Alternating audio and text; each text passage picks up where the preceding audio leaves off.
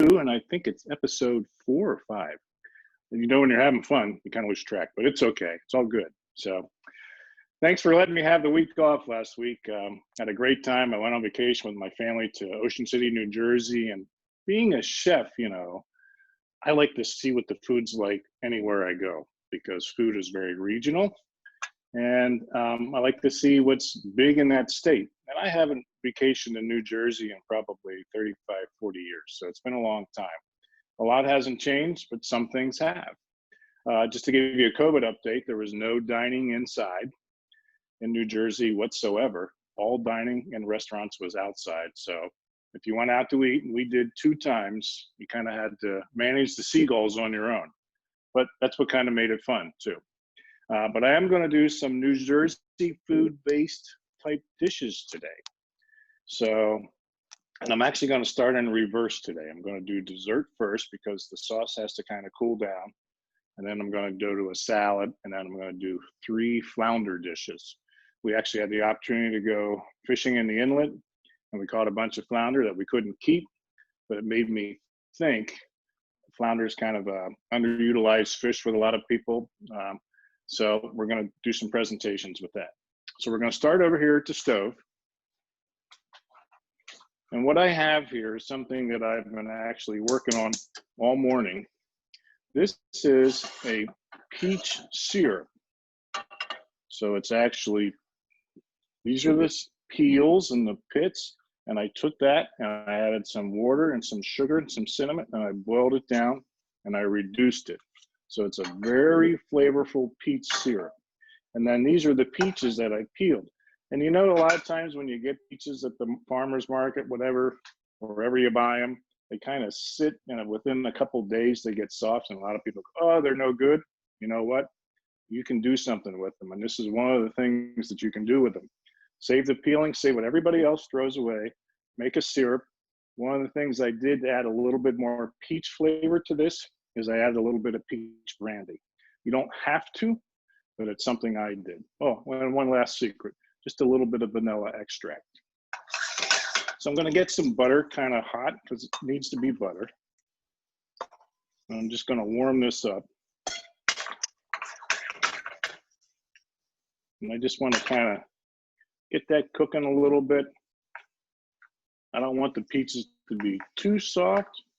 If I wanted to do that, I would have just cooked them right in the syrup and done it that way. But that's not what I'm going to do. So I'm just kind of warm them up, and then I'm going to add my syrup. My syrup was already strained, so I'm just going to bring that to a boil.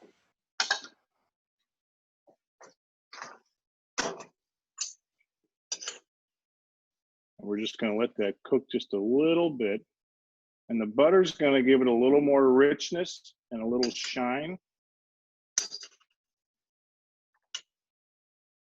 Now I could thicken this if I wanted to, but I don't need to because I let it cook down probably 3/4 in the reduction.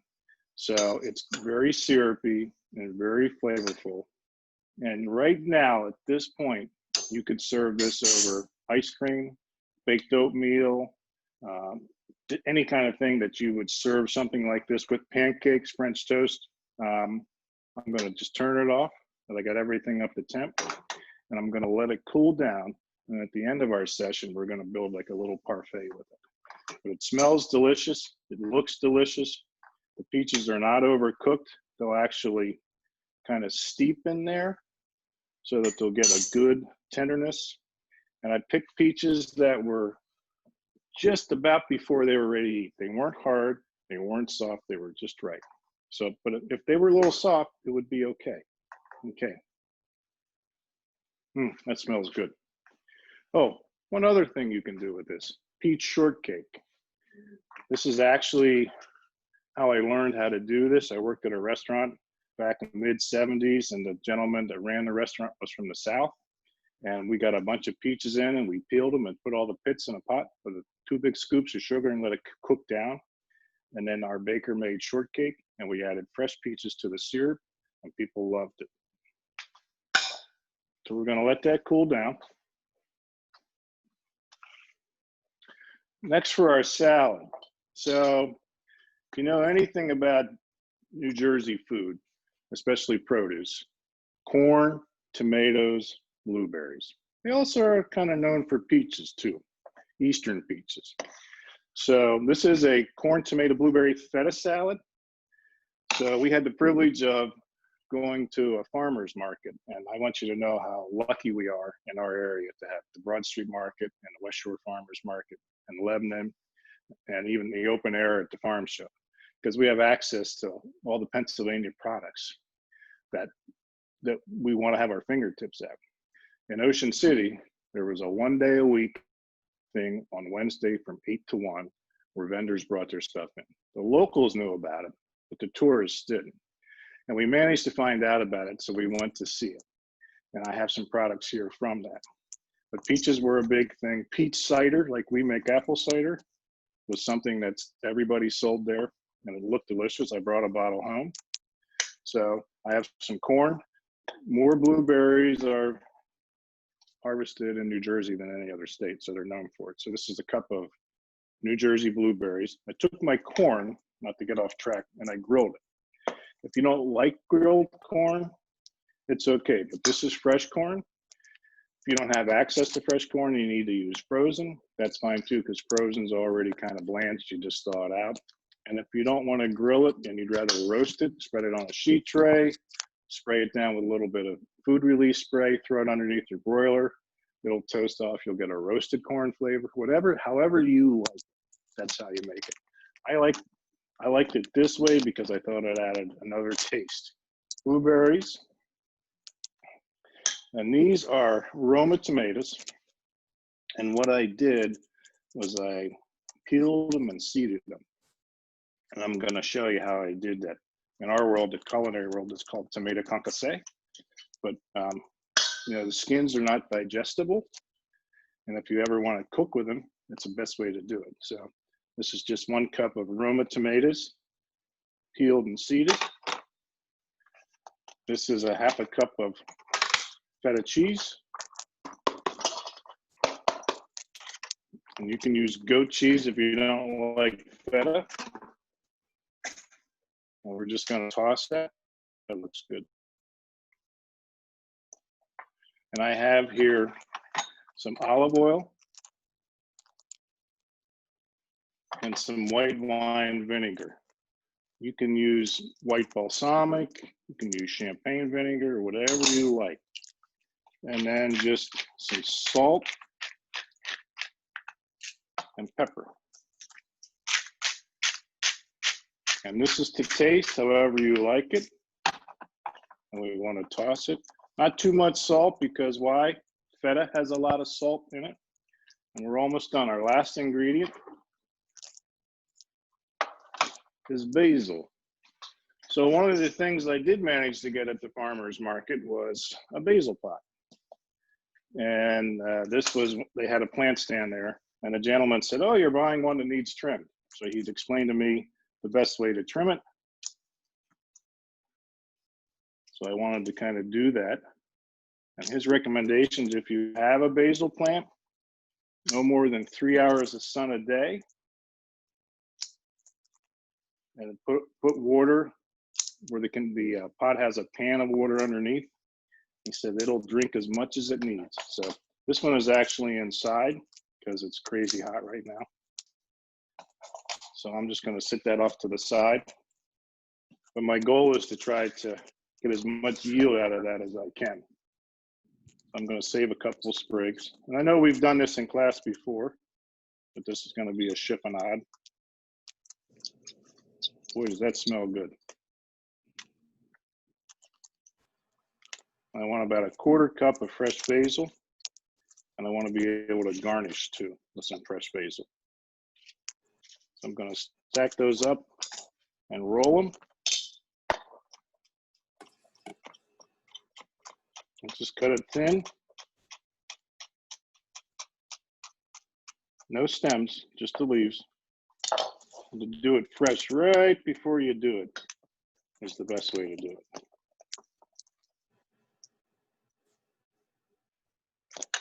So this is our presentation dish. Remember, I always talk about how important the presentation dish is because I want to show the colors of the food. So I chose a white dish for this because it's kind of a plain canvas.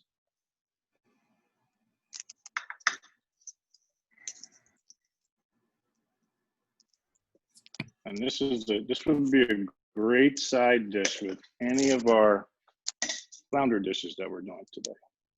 And I just want to have a little bit of a sprig garnish here,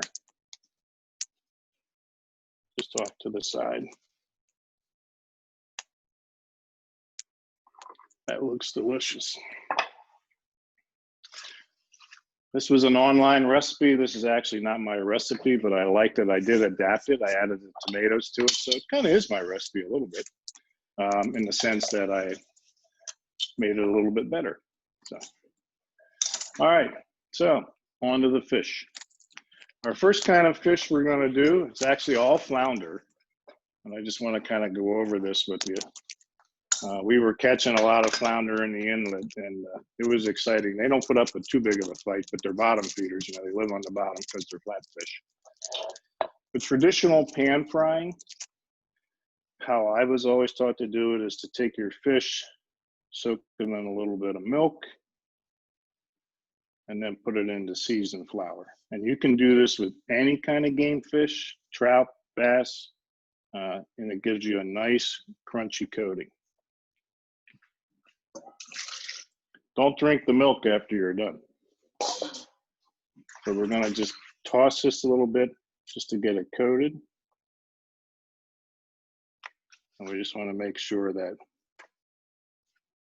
there's no empty spots with your flour.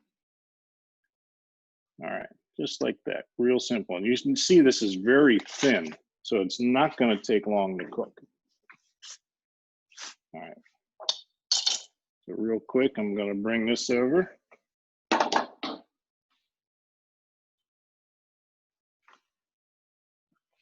But before I do this, before I take the pan frying, I wanna show you how to make tartar sauce. And this is how the flounder comes back. This is from the Weiss Market.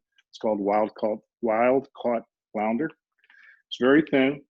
Get like a 5-pound bag. It's not that expensive. You can thaw out whatever you want. I actually bought this for the first class and I never wound up using it. So it really worked out that I wanted to do this today. I thawed out the directions tells you to thaw it out of the bag. I don't like that because then the fish takes on water. You can thaw it overnight and that works fine. So for our tartar sauce today, because if you're gonna do a pan fried fish, you need to have some tartar sauce. So these are dill pickles. They're actually called spicy dill pickles. And we purchased them at the farmer's market in New Jersey. So they have hot peppers, hot cherry peppers, pickled in with the cucumbers. So that's gonna be our relish. So it's gonna be a little spicy. I have some diced onions here. Tartar sauce usually gets a little bit of diced onions, some fresh parsley, and some fresh chives. So this is kind of an upscale tartar sauce. But if you like something fish, especially that's pan fried, of course I'm not going to deep fry because I don't do that in my house. But you want to have a nice upscale tartar sauce. This is a great one to do it. Now, if I wanted to, I could add a little bit of lemon to this. I'm not doing that because there was a little bit of the vinegar from the pickles, so I don't really need it. And I don't need quite as much onion as I had here. So this is going to be our garnish for our plate. We're going to get our pan fried ready.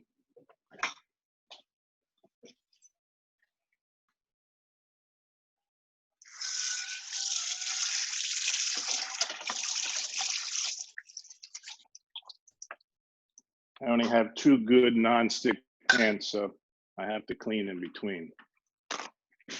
Mr. Food doesn't have this problem, trust me.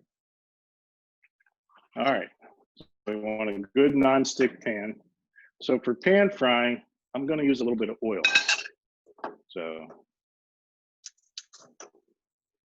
trick is always, we want to get our pan hot, always just like any other thing we do, and then get our oil hot. So we'll start with that. This is going to be our presentation plate.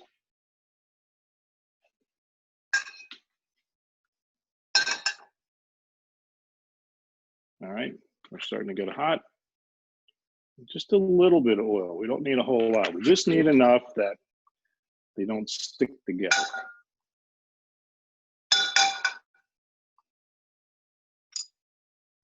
And this is, you see, it's very thin fish, so it's not going to take long.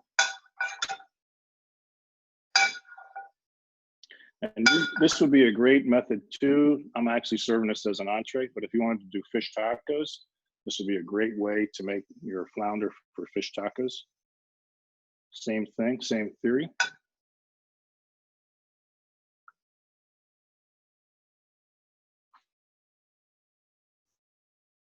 All right, let's get that in there.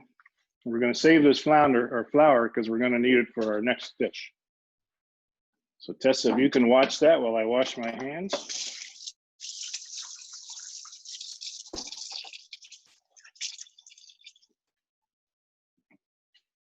It should be starting to sizzle just a little bit.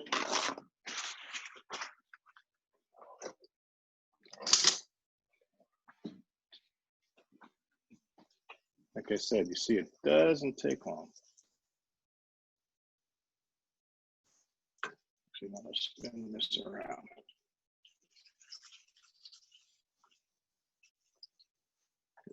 There we go. That's a better fit.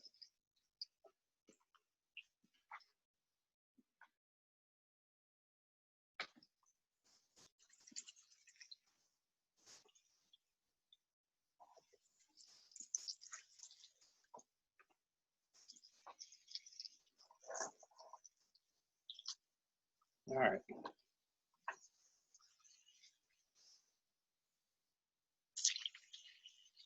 I'm going to actually turn this over. Come on.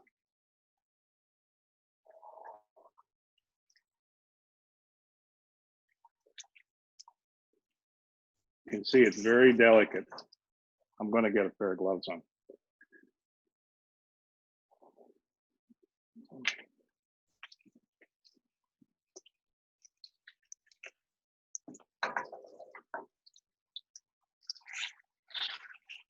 There we go.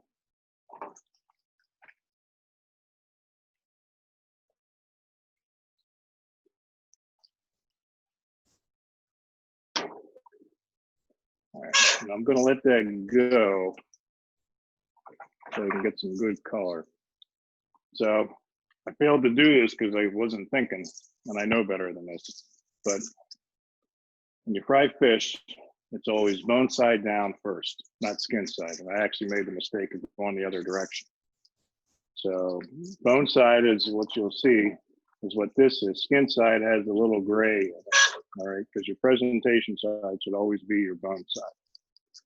So that was one of the reasons I wanted to flip it over.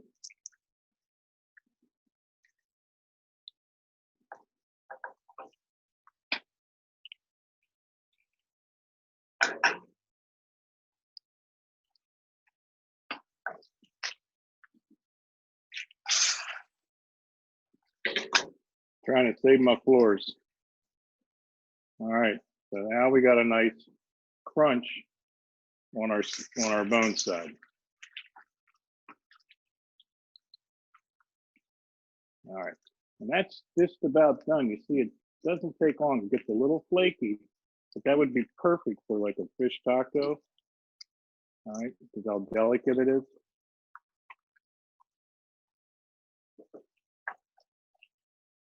All right.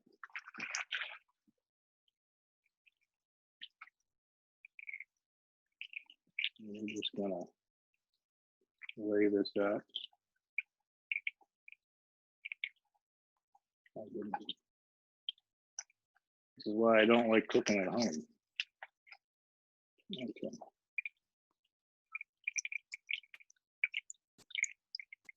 Okay. That's an easy pan fried.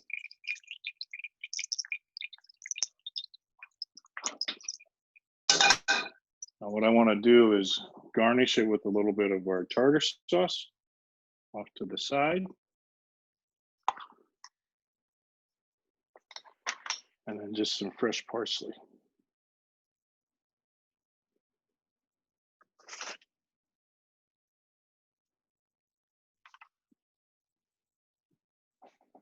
Parsley goes well as a garnish with this because parsley is in the sauce.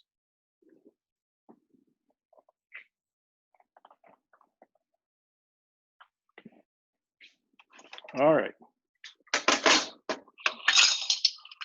Let's hope we have a little more success with our Francais. Our next style is going to be what's called Francais. And basically, this I like to use butter for.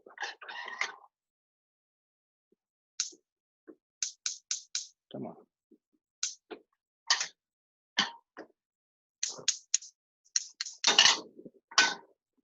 And the reason I like to use butter is because we're actually going to dip the fish into the flour, just like we did.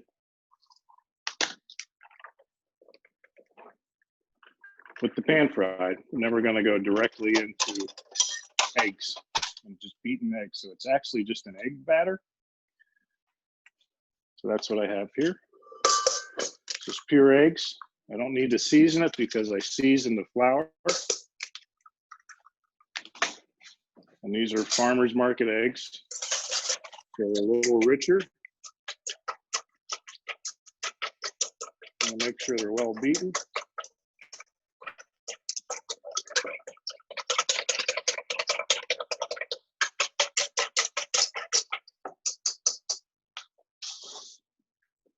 And then our fish, I'm going to pick a couple smaller pieces for the pan size. It's going to go into the flour. And this is really important that you make sure it's coated. There's no holes, because if there's a hole, there'll be a hole in your batter. So that goes directly into the egg. You notice I'm doing this while I'm getting my pan hot and get my butter hot. All right. Just about ready.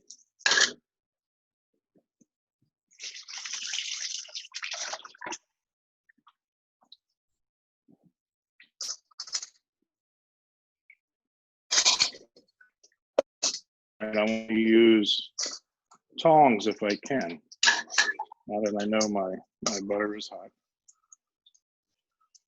Bone side down. And it should kind of puff up around the fish, as you see it's starting to do. Now you can do this method with chicken, veal, tenderloin, but it's really good with flounder. All right, now once I get my egg batter going, I'm gonna just cut my heat back just a little bit. I don't want my butter to burn. And I need some toppings. So what I have here is, and this is part of the process too, fresh parsley, lemon, and capers. So we could almost do like a piccata style. But I need some white wine to make the sauce and lemon juice, because that's how you do it. Again, I'm going to come over here and flip. All right. That's kind of what it should look like. So it kind of puffs up. You see it doesn't take that long. It actually makes it a little bit easier. It's a little easier than pan frying. This is called Francais. And because it's very thin, this doesn't take long to cook. So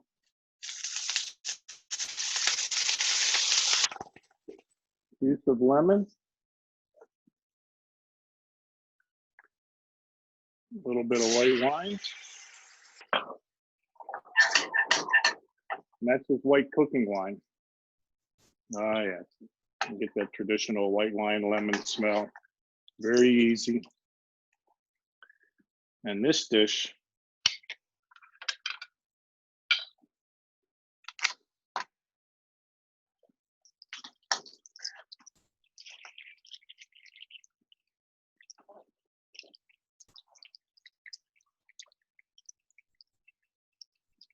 because the flounder is so thin, it doesn't take long to cook. So the last thing I want to do is put a little bit of capers in here. If you go capers, it makes it like a piccata. All right. Just to get them hot. And that's actually a true pan sauce, just like that. And then for garnish, these are just lemon slices. I cut them all the way through just to make a twist, just like that. All right. And then I want to have some fresh parsley on top. That's an $18 meal in a restaurant. It's just the truth. And you can see it's not that hard to make. It took minutes. So, and it has a great aroma. It's very light, very easy to do. And our last dish is going to be a poached flounder. So what I have over here, I'm going to clean up just a little bit. Tessa, if you can focus on the fish, so I can set up my poaching station.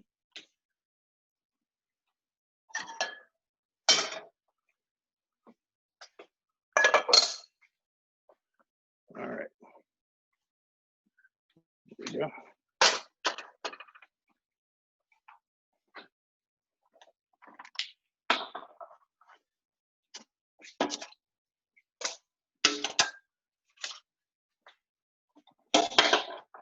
Okay. So to do poached, I just want to get my liquid. It was boiling about an hour ago, so it won't take long to get hot. And I don't want it to boil. I want it at a French simmer. I'm going to add a little bit of white wine to it. So my liquid is made from what's called a court bouillon or a coubillon.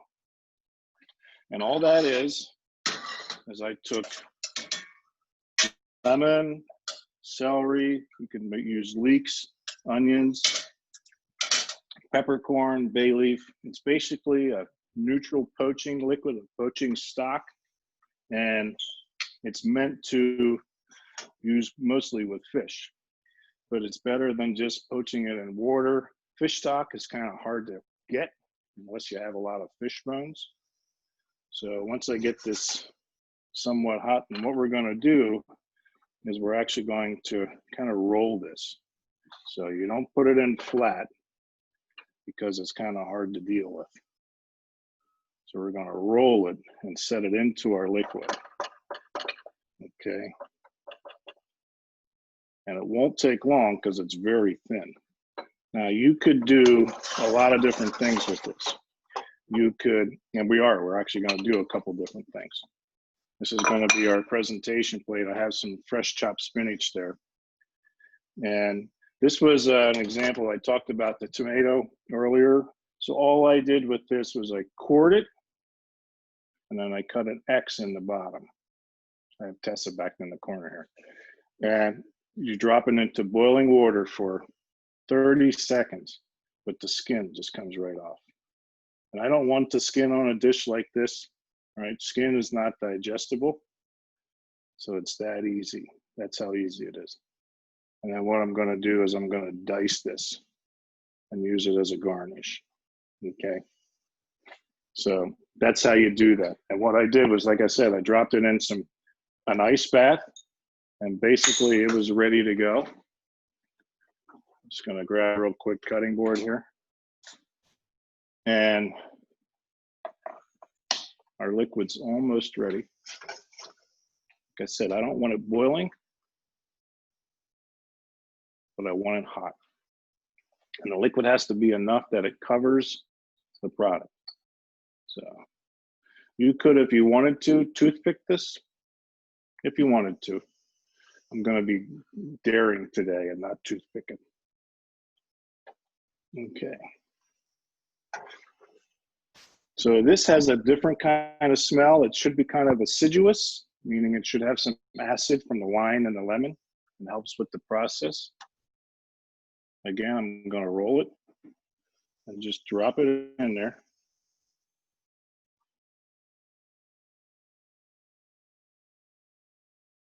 You notice I'm rolling skin side in because that's our presentation side.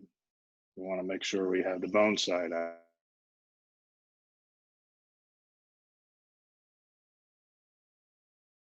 A little short on liquid, you can actually baste it too. So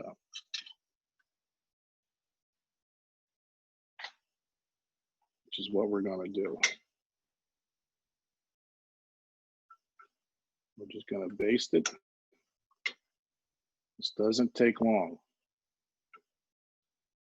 And one of the things I want is I want some of the poaching liquid for my dish. So it's really important. So if you're into really, really healthy eating, this is a great way to eat fish. Remember, you just saw 2 methods where we use butter and we use oil to get the crispiness. This is kind of a different method. And you can see they're starting to cook up. They don't take long.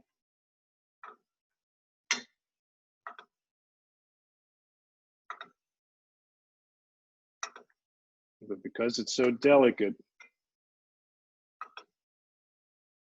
all right, I think they're just about there. They're looking like they're firming up to me. So you notice it didn't come to a boil. I don't want it to come to a boil. So I'm actually going to transfer this to my spinach, just like that.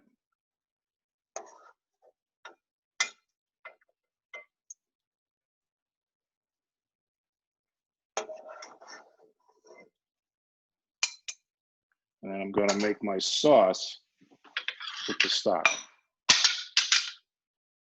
So to do that, I have some chives. I have a little bit of fresh garlic here, and I left it sliced. I want it kind of whole, so I want to be able to see it.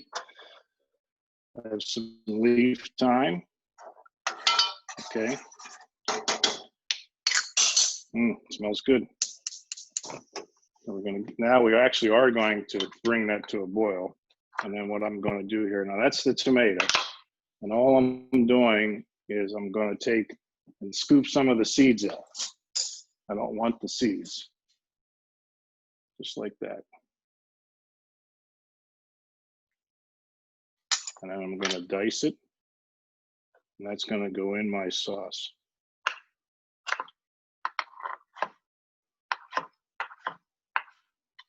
And you notice I didn't cook the spinach, okay? Because the spinach takes like little to no time to cook when you put hot liquid over it. So I'm just gonna drop that in there.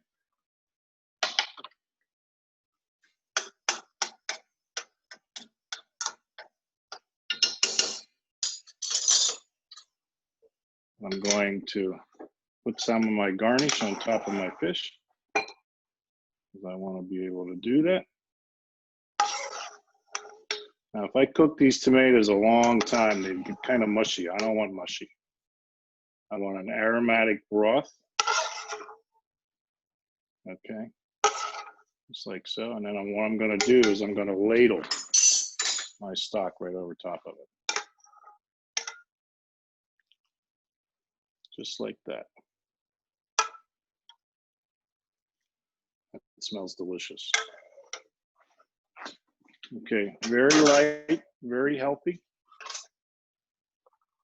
And at the very end, I have some fresh chives here.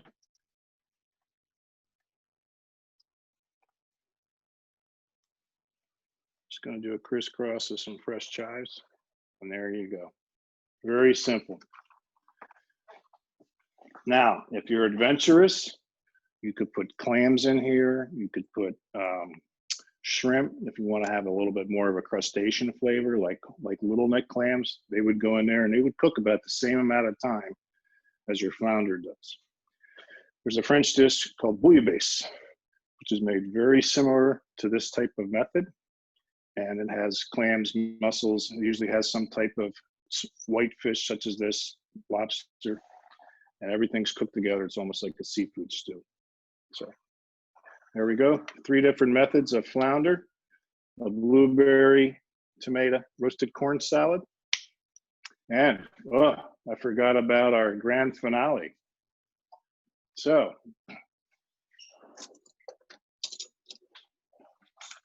this is our peach. It's like a compote. I'm going to come over here, Tessa. So you can see it's syrupy, but it's not thick. So we want to put a little bit of this in our glass.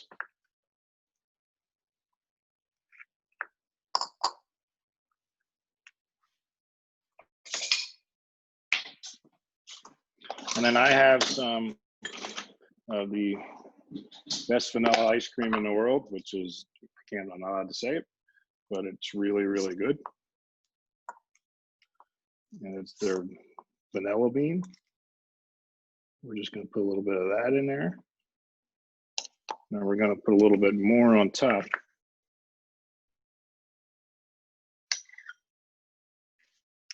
And then another scoop. I know what Tessa's eating for lunch.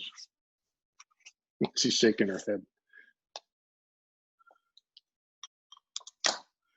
And that is a nice summer vanilla bean ice cream parfait.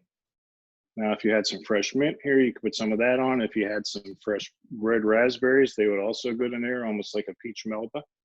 But this is going to be for my wife made baked oatmeal yesterday. So this was her request. So that's what we're going to do with this the rest of the week. All right, any questions? Thank you, Tessa. I'm watching that ice cream.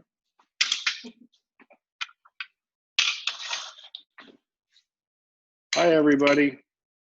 Thanks for tuning in. Does anybody have any questions on the fish preparation, on the courtbouillon or the court bouillon, how to make it, the Francais method, how to grill the corn?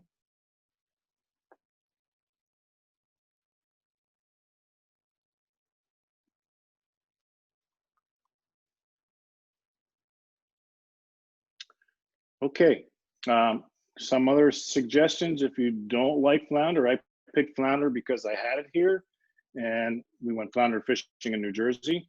You could do this with orange roughy or tilapia. Tilapia is a little thicker. Hi, Jen, how are you? Thank you. But the flounder Francais or the flounder piccata, very easy to do. It's thin, it's perfect for that. It's usually why those kind of dishes are Francais. If you use it with chicken breast, you would pound it out real thin. Veal's usually pounded out thin. Flounder works perfect for it because it's a thin fish. Now this I got at, like I said, out of the freezer section in the grocery store. If you go to the farmer's market, to the seafood stand, they're going to have bigger pieces.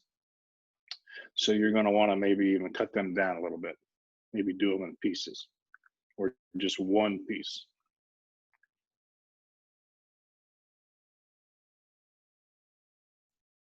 All right, well, if nobody has any questions, thanks for stopping in. I appreciate it. It's great to be back on in front of everybody. I love it. And I hope you enjoyed today's session with Food from New Jersey. And next week, we are going to do a little bit more seafood because I'd like to do a session on crab. I have a lot of experience with crab, and I've been working with it for 35 years, and there's a lot to know about it. So, all right, thank you very much, and everybody stay cool. Have a great day. Thank you, Chef Tom. Thank you, Cindy. See everybody next week, same time, same place. Same bad channel.